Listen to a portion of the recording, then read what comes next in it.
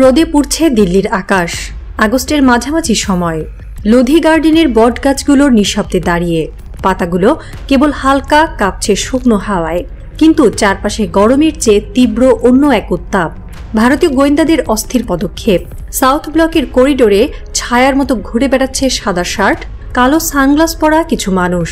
কারো হাতে মোবাইল, কারো কানে ওয়্যারলেস হেডসেট। তারা একে অপরের দিকে তাকাচ্ছে, চোখের ভাষায় খবর দিচ্ছে, ফিসফিস করে বলছে, ম্যাডাম প্রস্তুত? সেই ম্যাডাম আর কেউ নন, শেখ হাসিনা, বাংলাদেশের ক্ষমতাচ্যুত স্বৈরাচারী প্রধানমন্ত্রী। ক্ষমতা হারানোর পর এখন তিনি রয়েছেন দিল্লির অভিজাত নিরাপত্তার বলয়ে। তার চারপাশে কেবল ভারতীয় রাজনীতিবিদ নন, র এর একাধিক হাই প্রোফাইল এজেন্টও আছেন, যারা বছরের পর বছর বাংলাদেশের ছায়ার মতো কাজ করেছেন। গোপন বাসভবনের মিটিং রুমে টেবিলের এক পাশে হাসিনা, অন্য পাশে ভারতের পররাষ্ট্র মন্ত্রণালয় ও র এর কর্মকর্তারা।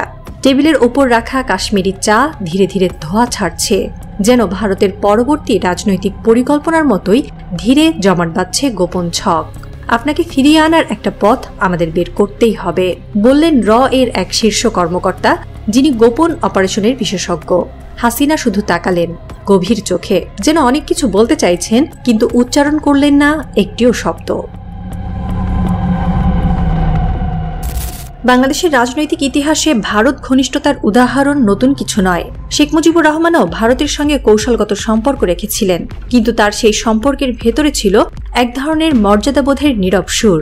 তিনি জানতেন একটি দেশের স্বাধীনতা কেবল মানচিত্রে আঁকা রেখা নয়, মানুষের মনে খোদাই করা গর্বের প্রতীকও বটে। তাই ভারতের সঙ্গে প্রতিটি চুক্তি বা সমঝোতা তিনি করতেন বন্ধ দরজার আড়ালে, যেন জনতার চোখে বাংলাদেশের মাথা সবসময় উঁচু থাকে।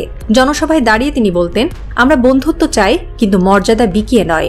ভেতরে ভেতরে কত চাপ, কত দর কষাকষি চলেছে সেটা কেবল ইতিহাসের পাতাই জানে। কিন্তু শেখ হাসিনা বেছে নিয়েছিলেন সম্পূর্ণ উল্টো এক পথ।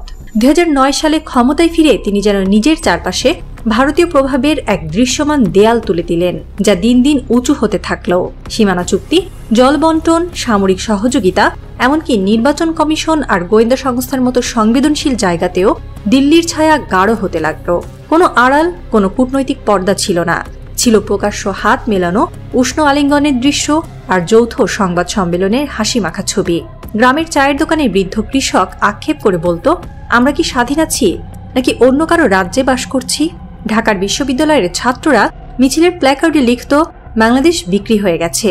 এই দৃশ্যমান নির্ভরশীলতা বিরোধী শক্তিকে যেন অক্সিজেন জুগিয়েছে, আর সাধারণ মানুষের হৃদয়ে জন্ম দিয়েছে এক অদৃশ্য ক্ষত, যেন সার্বভৌমত্ব নামের মুকুটটা ধীরে ধীরে খুলে নিয়ে অন্যের মাথায় পরিয়ে দেওয়া হচ্ছে। সময়ের সাথে সাথে মানুষের মনে একটাই ছবি স্পষ্ট হয়ে উঠতে লাগলো, বাংলাদেশ আর স্বাধীন নয়, বরং ভারতের অঘোষিত একটি রাজ্য। আর শেখ হাসিনা যেন মোদির বাংলাদেশ প্রদেশের মুখ্যমন্ত্রী। এ এক কষ্টের অনুভূতি, যা শুধু রাজনীতি নয়, প্রজন্মের হৃদয়ে গভীর অনুরণন তুলতে শুরু করেছিল। দিল্লি দীর্ঘদিন ধরে বাংলাদেশের ওপর প্রভাব বজায় রেখেছে, কিন্তু তা হতো আড়ালে। কংগ্রেস আমলে এই প্রভাব ছিল সূক্ষ্ম, দৃশ্যমান কম, কার্যকর বেশি। কিন্তু মোদী সরকারের আমলের পর কূটনৈতিক নীতি পাল্টে যায়। ভারতের বাংলাদেশ নীতি হয়ে ওঠে প্রকাশ্য, সরাসরি এবং প্রচারণা নির্ভর। মোদী হাসিনা যৌথ সংবাদ সম্মেলন, উষ্ণ আলিঙ্গন, যৌথ নদী চুক্তি ঘোষণা, সবকিছু টেলিভিশন ও সোশ্যাল মিডিয়ায় সরাসরি সম্প্রচারিত হয়। ভারতের গণমাধ্যমে হাসিনাকে দিল্লির সবচেয়ে নির্ভরযোগ্য বন্ধু বলে প্রচার চালানো হয়। এই অতিরিক্ত দৃশ্যমানতা রাজনৈতিকভাবে হাসিনাকে ভারতের ছায়ায় ঢেকে ফেলে। কূটনীতিকদের মতে এই কৌশলগত ভুল ভারতের জন্য দীর্ঘমেয়াদে ক্ষতিকর, কারণ বাংলাদেশের জনগণের মনে ভারত বিরোধী জাতীয়তাবাদী স্রোতকে এটি উস্কে দিয়েছে। যারা আগে ভারতের প্রতি নিরপেক্ষ ছিল, তারাও ধীরে ধীরে ভারতের প্রকাশ্য আধিপত্যে বিরক্ত হয়ে উঠছে। জেনজি প্রজন্ম জন্মেছে স্বাধীনতার বহু বছর পরে। তারা জন্মের সময় যুদ্ধের ধোঁয়া ছিল না মুক্তিযোদ্ধাদের ক্ষতবিক্ষত শরীর। তারা ইতিহাস জানে বইয়ের পাতায়, স্মৃতিস্তম্ভের দেয়ালে কিংবা মিউজিয়ামের ছবিতে, কিন্তু তাদের চাওয়া ভিন্ন। তারা চায় এমন বাংলাদেশ যেখানে প্রতিবেশীর কাছে মাথা নত করতে হয় না, যেখানে নিজের সিদ্ধান্ত নিজেই নেওয়া যায় এবং যেখানে সার্বভৌমত্ব কেবল গর্বের শব্দ নয়, দৈনন্দিন বাস্তবতা। তাদের রাজনীতি গড়ে উঠেছিল ফোনের স্ক্রিনে। সকাল থেকে রাত টিকটক, ইউটিউব, ফেসবুক লাইভে চলত আলোচনা। সেখানে ছড়িয়ে পড়ত ছোট ছোট ভিডিও। হাসিনার দিল্লি সফরের দৃশ্য, ভারতের পতাকা হাতে ভারতীয় নেতাদের সঙ্গে তার হাসি ঠাট্টা। ক্যামেরায় ধরা পড়ত আলিঙ্গন, করমর্দন। ব্যাকগ্রাউন্ডে বাজত পুরনো দেশাত্মবোধক গান, আমার সোনার বাংলা আমি তোমায় ভালোবাসি, কিন্তু সেই গান এখানে যেন বিদ্রূপ হয়ে উঠত। ক্যাপশনে বড় হরফে লেখা থাকতো, এই কি স্বাধীন বাংলাদেশ? ভিডিওগুলো শুধু শহরের ক্যাফে বা বিশ্ববিদ্যালয়ের করিডোরে নয়, পৌঁছে যেত গ্রামের চায়ের দোকানেও। মাটির কাপের ধোয়া ওঠা চা হাতে চাষা মজুরও দেখত মোবাইলের পর্দা। পাশে বেঞ্চে বসা এক যুবক বলতো, আমরা কি সত্যিই স্বাধীন? প্রবীণ একজন দীর্ঘশ্বাস ফেলে উত্তর দিত, না রে, এ তো দিল্লির হাতের পুতুল। শীতের সন্ধ্যায় গলির মোড়ে বসা বেকার তরুণরা ফোনে স্ক্রল করতে করতে বলে উঠত, আমরা জন্মেছি স্বাধীন দেশে, কিন্তু স্বাধীনতার স্বাদ পাইনি। তাদের চোখে ভাসত লজ্জা আর অভিমান, যেন কারো কাছে হার মেনেছে তারা, অথচ লড়াই শুরু হয়নি। রাজনৈতিক বিশ্লেষকরা তখন সতর্ক করেছিলেন, এটাই আওয়ামী লীগের জন্য নীরব কিন্তু ভয়ঙ্কর চ্যালেঞ্জ। কারণ এই প্রজন্ম 1971-এর ঋণ বা আবেগে বাধা ছিল না। তারা ভোট দিত না পুরনো কৃতিত্বের জন্য, তারা দেখত বর্তমানের বাস্তবতা। আর সেই বাস্তবতায় ভারতের ঘনিষ্ঠতা মানে তাদের চোখে দুর্বলতা, মানে আত্মসমর্পণ। জেএনজির হৃদয়ে জন্ম নিয়েছিল এক নতুন জাতীয়তাবাদ। হয়তো তারা তখনও রাজনীতির অভিজ্ঞ খেলোয়াড় ছিল না, কিন্তু তাদের রাগ, ক্ষোভ আর স্বপ্ন শেষ পর্যন্ত বদলে দিয়েছিল বাংলাদেশের রাজনীতির গতিপথ।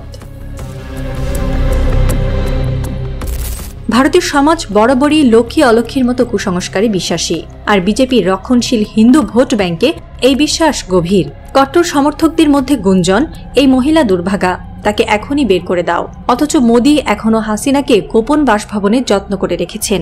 এই ঘনিষ্ঠতা নিয়ে নানান জল্পনা ছড়াচ্ছে দিল্লি ও ঢাকায়।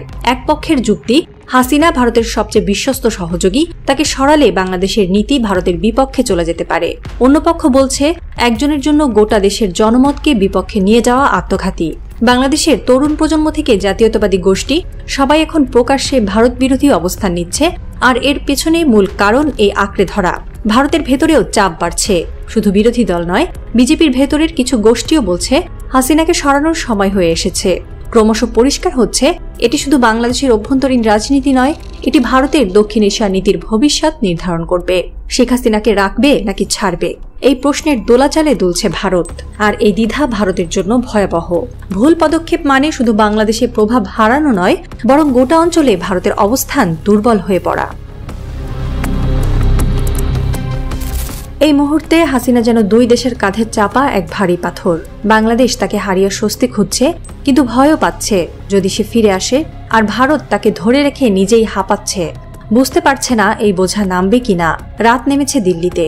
লোধি গার্ডেনের গাছপালায় জোনাকির আলো, সাউথ ব্লকের ভেতরে কড়া নিরাপত্তা, গেটের বাইরে কালো গাড়ির লাইন। একটি গাড়ি এসে থামলো, নামলো একজন লম্বা মানুষ, কালো কোট, মুখে হালকা দাড়ি। সরাসরি গেল হাসিনার কক্ষে। ভেতরে আলো ম্লান।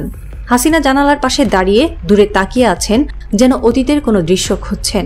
পেছন থেকে সেই মানুষটি বলল, সব প্রস্তুত, কিন্তু এবার ফিরতে হলে অনেক লাশ পড়বে। এক মুহূর্ত নীরবতা, যেন বাতাসও শ্বাস বন্ধ করে আছে। হাসিনা ধীরে ঘুরে তাকালেন।